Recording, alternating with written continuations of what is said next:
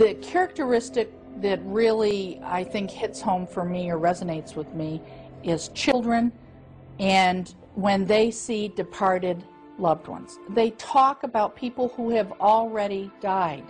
They've never been around their city block, but they will tell you that I met Uncle Jones. He was my fourth uncle on this side. He lived in Birmingham. He died in a fire, and he's buried at yada yada place. I mean, they can come back sometimes with very specific data.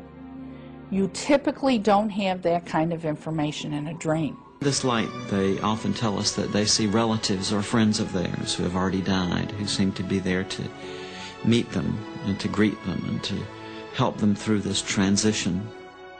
Particularly very great thing happened with me. It was that I saw my parents, my real parents, and I understood that they were killed.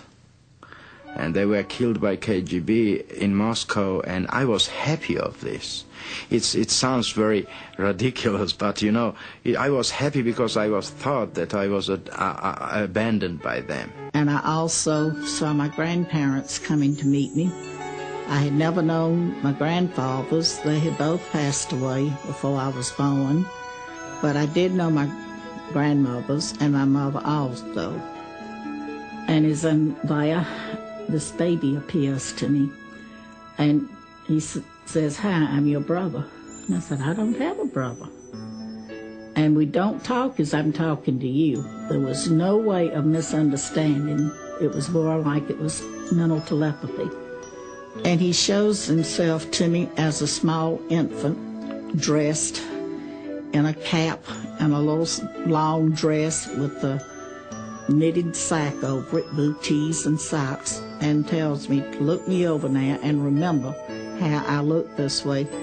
And you can tell our father when you get back, and he'll tell you it happened. And when I was able to talk to him, my dad said, "Well, I don't know how you knew that, because nobody but your mother and the doctor and I knew about these things." This young man saw a relative who he believed was alive, but he saw this relative during his near-death experience on the other side, only to find out later that the relative had died and he didn't know it. She said to me afterwards, "A lady came to me," and I said to her, "A lady?" And she described my mother perfectly, in every detail. Now, my mother died when Jeanette was 3.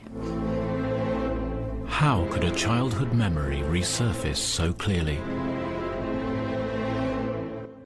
Visions of angels are as real as any other human experience. Dr. Melvin Morse is a critical care physician, author, and a leading authority on near-death experience in children. My scientific studies on near-death experiences clearly document that near-death experiences are in fact the dying experience. Dr. Morse believes that through the near-death experiences of children, we can preview the afterlife. Children experience a spiritual light the great majority of the time during near-death experiences. And this is a loving, comforting light. It's not just some sort of reflex spasm of the optic nerve or the, dysfunctional firing of neurons in their occipital lobe. It's a light that one child said to me has a lot of good things in it. What I've learned is that when you die, you're awake, you're conscious, even though your brain is no longer working properly, and you have the perception of another reality. And that seems to be a loving reality that all knowledge is contained in. But what happens after that is for religious philosophers at this point, not for scientists. This young girl here nearly died of fulminant mononucleosis. She presented to our office in cardiac arrest. We had to put a needle into her heart to restart her heart. She says that at the time that we put the needle into her heart, she was somewhere, and she saw her dead grandmother. And here's her dead grandmother. She's drawn a light around her dead grandmother.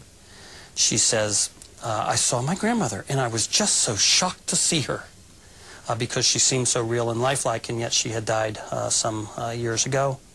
She then says, "And then I was back." And I said to her, "What do you mean you were back?" And she goes, that's what I've been trying to figure out.